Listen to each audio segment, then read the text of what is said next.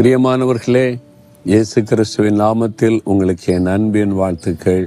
சுகமாக இருக்கிறீங்களா? நல்லா இருக்கிறீங்களா? இல்லை ஏதோ ஒரு வருத்தம் இருக்குது, உள்ளத்தில் ஏதோ ஒரு பாரம் இருக்குது, வெளியே சொல்ல முடியல.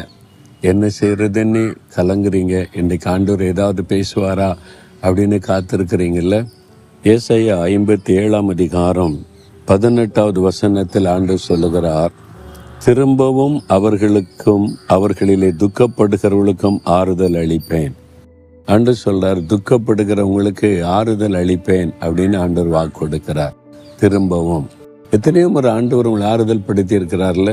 நீங்கள் கண்ணீர் விட்ட போது, கலங்கின போது, தனிமையாக இருக்கிறேன், என்னை புரிந்து கொள்ள யாருமே இல்லைன்னு சொல்லும் போது ஆறுதல் படுத்தி இருக்கிறார்ல. திரும்பவும் உங்களுக்கு ஆறுதல் அளிப்பேன் அப்படின்னு ஆண்டவர் சொல்றார். இயேசு கிறிஸ்து ஒரு ஆறுதலின் தேவன், சகலவிதமான ஆறுதலின் தேவன்.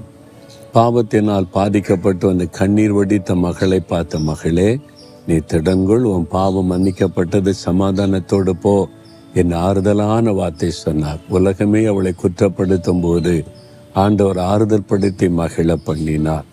ஒரு விதவை தாய் தன் மகனை இழந்து கண்ணீர் விட்டு அழுது கொண்டு, ஒரே மகனை நான் இழந்துட்டேனே, இனிமேல் இந்த உலகத்தில் என்னை விசாரிக்க அன்பு காட்ட யார் இருக்கிறாங்கன்னு அழுது கொண்டே வருகிறாள். ஊரில் எல்லாருமே கூட போகிறாங்க, யாருமே அவளுக்கு ஆறுதல் சொல்லணும்னு நினைக்கல.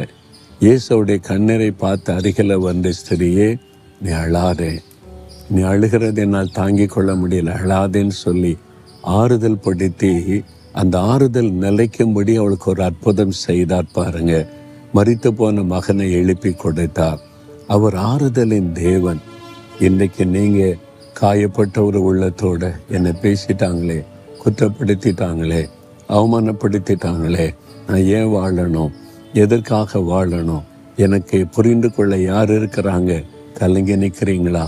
இயேசு உங்கள் பக்கத்தில் வந்து சொல்றார், மகளே உனக்கு நான் இருக்கிறேன், நான் உன்னை புரிந்து கொள்ளுகிற நல்ல தகப்பனை, அழாதே, துக்கப்படாதே, உனக்காக நான் எல்லாவற்றையும் செய்வேன் நீ ஆறுதல் படுத்துகிறார். மகனே ஏன் கலங்கி கொண்டிருக்கிறாய்?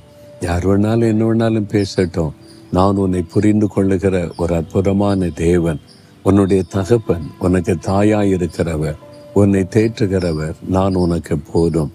அவர் ஆறுதல் படுத்துகிறார். அந்த இயேசுவின் ஆறுதலுக்குள்ள நீங்க வந்துடணும். அந்த ஆறுதலை சொந்தமாக்கி கொள்ளணும். மகதலேனா மரியாள் கல்லறை முன்பான் என்று அழுது கொண்டிருந்த போது, ஸ்திரியை ஏன் அழுகிறாய், யாரை தேடுகிறாய் என்று கேட்டு ஆறுதல் படுத்தினார். மார்த்தாளும் மரியாளும் லாசருவேல் கல்லறை முன்பாய் நின்று அழுத பொழுது இயேசு கண்ணீர் விட்டார்.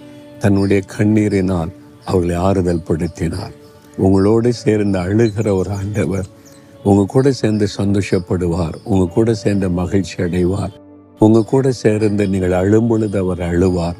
உடைய கண்ணீரை துடைக்க, ஆறுதல் படுத்த. அதுதான் இயேசு கிறிஸ்து. அவர் சகலவிதமான ஆறுதலின் தேவன். இன்றைக்கு உனக்கு ஆறுதல் தருவேன் என்று சொல்லுகிறார். ஆண்டவரே, என் பாரம் பெரியது, என்ன சொல்றதுன்னு தெரியல, என் உள்ள கலங்கிக்கிட்டே இருக்கு, எனக்கு ஒரு ஆறுதல் வேணும்னு கேட்குறீங்களா? இப்போ இருதயத்தில் கை வைத்து திரும்பவும் என்னை ஆறுதல் படுத்தோன்னு கேளுங்க. தகப்பனே, திரும்பவும் நான் ஆறுதல் படுத்துவேன்னு சொன்னீங்களே, இந்த மகள் அழுகிறாங்க, இந்த மகன் அழுகிறாங்க, இருதயம் கதறி கொண்டிருக்கிறது, ஒரு ஆறுதலுக்காக இயங்குகிறது. உம்முடைய பிள்ளைகளை திரும்பவும் ஆறுதல் படுத்தும். அந்த துக்கத்தை மாற்றும், காயங்களை மாற்றும். உள்ளத்தில் ஒரு பெரிய சந்தோஷத்தை இப்பொழுதே கொடும்.